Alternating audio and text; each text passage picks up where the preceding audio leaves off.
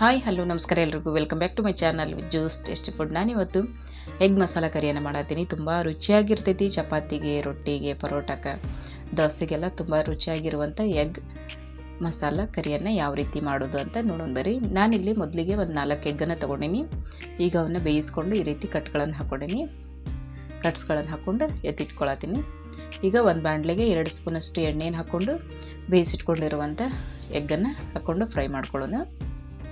ಈಗ ಇವನ್ನ ನಿಧಾನವರೊಳಗೆ ಫ್ರೈ ಮಾಡಿಕೊಳ್ರಿ. ಈಗ ಅದಕ್ಕೆ 1/4 ಸ್ಪೂನಷ್ಟು ಉಪ್ಪನ್ನು ಸೇರಿಸ್ಕೊಳತ್ತೀನಿ. 1/4 ಸ್ಪೂನಷ್ಟು ಅಚ್ಕಾರದ ಪುಡಿ, ಚಿಟಿಕೆಯಷ್ಟು ಅರಿಶಿನ ಪುಡಿನ ಸೇರಿಸ್ಕೊಂಡು ಈಗ ಅದನ್ನು ಫ್ರೈ ಮಾಡ್ಕೊಳ್ಳೋಣಂತೆ. ನಿಧಾನವರೊಳಗೆ ಫ್ರೈ ಮಾಡ್ಕೊಳ್ರಿ. ಈಗೆಲ್ಲ ಚೆನ್ನಾಗಿ ಉಪ್ಪು ಖಾರನೆಲ್ಲ ಹಿಡಿದಿರಬೇಕು, ಆ ರೀತಿ ಫ್ರೈ ಮಾಡ್ಕೊಳ್ಳೋಣ. ನೀವು ಗರಂ ಮಸಾಲ ಪುಡಿನಾದರೂ ಹಾಕ್ಕೊಂಡು ಫ್ರೈ ಮಾಡ್ಕೋಬೋದು. ನಾನು ಇವನ್ನಷ್ಟು ಹಾಕ್ಕೊಂಡು ಫ್ರೈ ಮಾಡ್ಕೊಳತ್ತೀನಿ. ಈಗ ಇವೆಲ್ಲ ನೀಟಾಗಿ 1-2 ನಿಮಿಷ ಫ್ರೈ ಆದಮೇಲೆ ಈಗ ಇವನ್ನ ಎತ್ತಿಟ್ಕೊಳತ್ತೀನಿ. ಈ ರೀತಿ ಆದಮೇಲೆ ಈಗ ಫ್ರೈ ಮಾಡಿ ಎತ್ತಿಟ್ಕೊಳ್ಳೋಣಂತೆ. ಅದೇ ಬಾಣಲೆಗೆ ನಾನಿಲ್ಲಿ 2 ಈರುಳ್ಳಿಯನ್ನು ಉದ್ಕ ಕಟ್ ಮಾಡ್ಕೊಂಡು ಹಾಕ್ಕೊಳತ್ತೀನಿ. ಈಗ ಇವನು ಕೂಡ ಫ್ರೈ ಮಾಡ್ಕೊಳ್ಳೋಣ. ಹಸಿ ವಾಸನೆ ಹೋಗೋದನ್ನ ಚೆನ್ನಾಗಿ ಫ್ರೈ ಮಾಡ್ಕೊಳ್ರಿ. ಈ ರೀತಿ ಈಗ ಇದ್ರ ಜೊತೆಗೆ ನಾನಿಲ್ಲಿ 2 ಟೊಮೆಟೊವನ್ನು ಕಟ್ ಮಾಡ್ಕೊಂಡು ಹಾಕ್ಕೊಳತ್ತೀನಿ.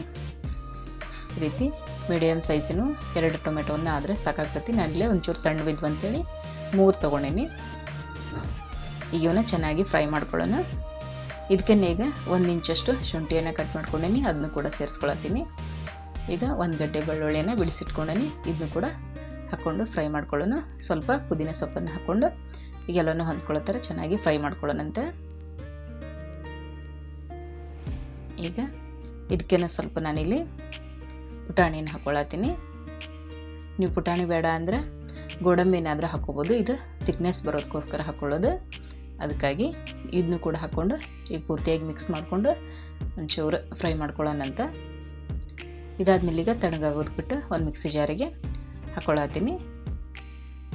ಈಗ ಇದನ್ನು ನೈಸಾಗಿ ರುಬ್ಬಿ ಪೇಸ್ಟ್ ಮಾಡಿ ಎತ್ತಿಟ್ಕೊಳ್ಳೋಣ. ಈ ರೀತಿ ನಾನಿಲ್ಲಿ ರುಬ್ಬಿ ಪೇಸ್ಟ್ ಮಾಡಿ ಎತ್ತಿಟ್ಕೊಂಡಿನಿ. ಈಗ ಅದ ಒಂದು ಬಾಣಲೆಗೆ ನಾನಿಲ್ಲಿ 2-3 ಸ್ಪೂನ್ ಆಗೋಷ್ಟು ಎಣ್ಣೆನ ಹಾಕ್ಕೊಂಡಿನಿ. ಈಗ ಅದಕ್ಕೆ ಒಂದು 7-8 ಕಾಳುಮೆಣಸು, 1/4 ಸ್ಪೂನಷ್ಟು ಜೀರಿಗೆ, 1-2 ಪೀಸ್ ಚಕ್ಕೆ, 1-2 ಲವಂಗ ಮತ್ತು 1 ಏಲಕ್ಕಿನ ಹಾಕ್ಕೊಂಡು ಈಗ ಡ್ರೈ ಮಸಾಲವನ್ನು ಫ್ರೈ ಮಾಡ್ಕೊಳ್ಳೋಣಂತೆ. ಈಗ ಮಸಾಲ ಎಲ್ಲ ಫ್ರೈ ಆದಮೇಲೆ ನಾನಿಲ್ಲಿ 1 ಈರುಳ್ಳಿಯನ್ನು ಸಣ್ಣದಾಗಿ ಕಟ್ ಮಾಡ್ಕೊಂಡಿನಿ, ಅದನ್ನು ಕೂಡ ಹಾಕ್ಕೊಂಡು ಫ್ರೈ ಮಾಡ್ಕೊಳ್ಳೋಣ. ಈಗ ಅದಕ್ಕೆ 2-3 ಮೆಣಸಿನ್ಕಾಯಿನ ಸಿಳ್ಕೊಂಡು ಹಾಕ್ಕೊಳತ್ತೀನಿ. ನೀವು ಖಾರ ನೋಡ್ಕೊಂಡು ಹಾಕ್ಕೊಳ್ರಿ. ಈಗ ಇವನ್ನ 1-2 ನಿಮಿಷ ಫ್ರೈ ಮಾಡ್ಕೊಳ್ಳೋಣ. ನೀಟಾಗಿ ಫ್ರೈ ಮಾಡ್ಕೊಳ್ರಿ. ಇದಾದ್ಮೇಲೆ ಇದಕ್ಕೆ ರುಚಿಗೆ ತಕ್ಕಷ್ಟು ಉಪ್ಪನ್ನು ಸೇರಿಸ್ಕೊಳತ್ತೀನಿ. ನಾನಿಲ್ಲಿ 1/2 ಸ್ಪೂನಷ್ಟು ಉಪ್ಪನ್ನು ಸೇರಿಸ್ಕೊಂಡೀನಿ. ನೀವು ರುಚಿ ನೋಡ್ಕೊಂಡು ಹಾಕ್ಕೊಳ್ರಿ. ನಾನಿಲ್ಲಿ 1/4 ಸ್ಪೂನಷ್ಟು ಅರಿಶಿನ ಪುಡಿ, 2 ಸ್ಪೂನ್ ಅಚ್ಕಾರದ ಪುಡಿಯನ್ನು ಹಾಕ್ಕೊಳತ್ತೀನಿ. ನೀವು ಖಾರ ನೋಡ್ಕೊಂಡು ಎಷ್ಟು ಬೇಕಲ್ಲ ಅಷ್ಟು ಹಾಕ್ಕೋಬೋದು. ಈಗ ಅದಕ್ಕೆ 1 ಸ್ಪೂನು ಧನಿಯಾ ಪುಡಿ, 1 ಸ್ಪೂನು ಎಗ್ ಮಸಾಲ ಪುಡಿಯನ್ನು ಹಾಕ್ಕೊಳತ್ತೀನಿ. ಈಗ ಅದಕ್ಕೆ 1/2 ಸ್ಪೂನಷ್ಟು ಗರಂ ಮಸಾಲ ಪುಡಿಯನ್ನು ಕೂಡ ಹಾಕ್ಕೊಂಡು ಈಗ ಇದನ್ನು ಚೆನ್ನಾಗಿ ಫ್ರೈ ಮಾಡ್ಕೊಳ್ಳೋಣ. ನಿಧಾನ ಉರಿ ಒಳಗೆ ಫ್ರೈ ಮಾಡ್ಕೊಳ್ರಿ, ಇಲ್ಲಾಂದರೆ ಪೂರಾ ಮಸಾಲ ಎಲ್ಲ ಹೊತ್ಕೊಂಡ್ಬಿಡ್ತೈತೆ. ಅದಕ್ಕಾಗಿ ಈಗ ಇದನ್ನು ಚೆನ್ನಾಗಿ ಈ ರೀತಿ ಫ್ರೈ ಮಾಡ್ಕೊಳ್ಳೋಣಂತೆ. ಈಗ ಇದೆಲ್ಲ ನೀಟಾಗಿ ಫ್ರೈ ಆದಮೇಲೆ ರುಬ್ಬಿಟ್ಕೊಂಡಿರುವಂಥ ಮಸಾಲವನ್ನು ಸೇರಿಸ್ಕೊಳತ್ತೀನಿ. ಈಗ ಇದನ್ನು ಹಾಕ್ಕೊಂಡು ಚೆನ್ನಾಗಿ ಮಿಕ್ಸ್ ಮಾಡಿಕೊಂಡು 1-2 ನಿಮಿಷ ಎಲ್ಲದಕ್ಕೂ ಹೊಂದ್ಕೊಳ್ಳೋ ರೀತಿ ಮಿಕ್ಸ್ ಮಾಡ್ಕೊಳ್ರಿ. ಈ ರೀತಿ ಮಿಕ್ಸ್ ಆದಮೇಲೆ ಈಗ ಇದಕ್ಕೆ ಸ್ವಲ್ಪ ನೀರನ್ನು ಸೇರಿಸ್ಕೊತೀನಿ. ಈಗ ಚೆನ್ನಾಗಿ ಮಿಕ್ಸ್ ಆಗಲಿ. ಇದಾದಮೇಲೆ ಇದಕ್ಕೆ 1 ಕಪ್ಪಷ್ಟು ನೀರನ್ನು ಸೇರಿಸ್ಕೊಳತ್ತೀನಿ. ನೀವು ಗಟ್ಟಿ ಬೇಕಿದ್ರೆ ಗಟ್ಟಿಯಾಗಿ ಇಟ್ಕೋಬೋದು, ಇಲ್ಲ ಸ್ವಲ್ಪ ನೀರನ್ನು ಸೇರಿಸ್ಕೊಂಡು ತೆಳುವಾಗಿ ಕೂಡ ಮಾಡ್ಕೋಬೋದು. ನಾನಿಲ್ಲಿ ಮೀಡಿಯಮ್ ಹದದೊಳಗೆ ಮಾಡ್ಕೊಂಡೀನಿ. ಜಾಸ್ತಿ ಗಟ್ಟಿನೂ ಅಲ್ಲ, ಜಾಸ್ತಿ ತೆಳುನೂ ಅಲ್ಲ, ಆ ರೀತಿ ಮಾಡ್ಕೊಂಡೀನಿ. ನಿಮಗೆ ಯಾವ ರೀತಿ ಬೇಕಲ್ಲ ಆ ರೀತಿ ನೀವು ನೀರನ್ನು ಸೇರಿಸ್ಕೊಂಡು ಮಾಡ್ಕೋಬೋದು. ಈಗ ಇದನ್ನು 1-2 ನಿಮಿಷ ಚೆನ್ನಾಗಿ ಕುದಿಸ್ಕೋಬೇಕು. ಕುದಿಸ್ಕೊಂಡಾದ್ಮೇಲೆ ನಾನಿಲ್ಲಿ ಎಗ್ಗನ್ನು ಹಾಕ್ಕೊಳತ್ತೀನಿ.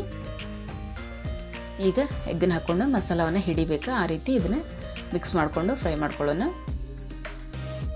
ನೋಡ್ರಿ, ಈ ರೀತಿ ಸ್ವಲ್ಪ ಮಿಕ್ಸ್ ಮಾಡ್ಕೊತ ಫ್ರೈ ಮಾಡ್ಕೊಳ್ರಿ.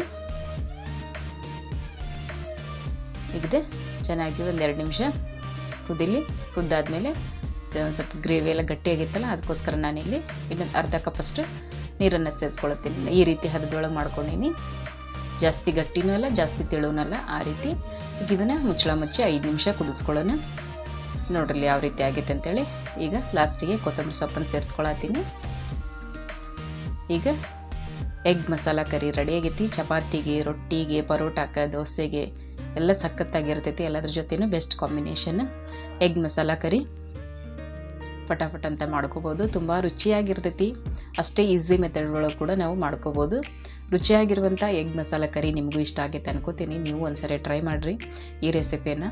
ನಿಮ್ಗೆ ಇಷ್ಟ ಆದರೆ ಲೈಕ್ ಮಾಡಿರಿ, ಶೇರ್ ಮಾಡಿರಿ, ಕಮೆಂಟ್ ಮಾಡಿರಿ. ನನ್ನ ಚಾನಲ್ನ ಸಬ್ಸ್ಕ್ರೈಬ್ ಮಾಡ್ಕೊಂಡು ಸಪೋರ್ಟ್ ಮಾಡಿರಿ. ಎಲ್ರಿಗೂ ಧನ್ಯವಾದಗಳು.